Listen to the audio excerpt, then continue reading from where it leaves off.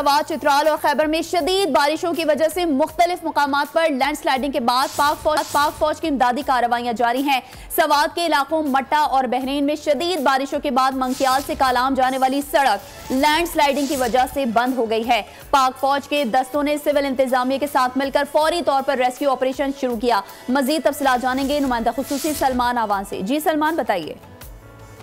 जी बिल्कुल ऐसा ही है। मुल्क के बालाई इलाके तो शदीद बारिशों की लपेट में, जिसके बाइस सवात, चित्राल और खैबर में हम देख रहे हैं कि एक तरफ तो लैंड स्लाइडिंग हो रही, दूसरी तरफ जो लोकल नदी नाले हैं वहां पर तोयानी भी है।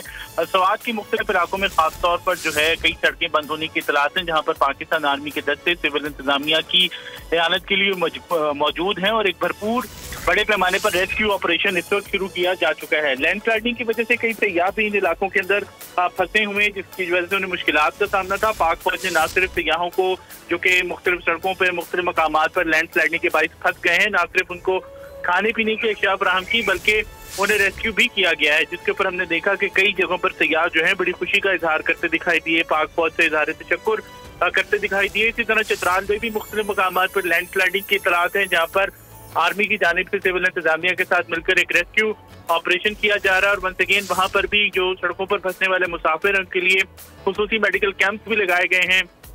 तिब्बी माने के साथ साथ लोगों को अद्वियात भी फ्राहम की जा रही है। इसके अलावा खैबर के इलाके शलमान में भी लैंड स्लाइडिंग के बाइस जो है वो इतलात हैं कि वहाँ पर लोगों को मुश्किलात का सामना करना पड़ा। वहाँ पर भी आर्मी का रेस्क्यू ऑपरेशन जारी है और मुख्तलिफ मकामात पर सयाहों को भी रेस्क्यू किया गया है। और खैबर से मिलने वाली इतलात के मुताबिक पाकिस्तान आर्मी ने हंगामी बुनियादों पर काम करते हुए एक रास्ता सड़क जो है इम्पोर्टेंट शलमान के इलाके में वो बहाल कर दी है। जी ठीक है, सड़क बहाल कर दी है। नुमाइंदा खुसूसी सलमान आवान हमें तफसीलात बता रहे थे। आपका बहुत शुक्रिया।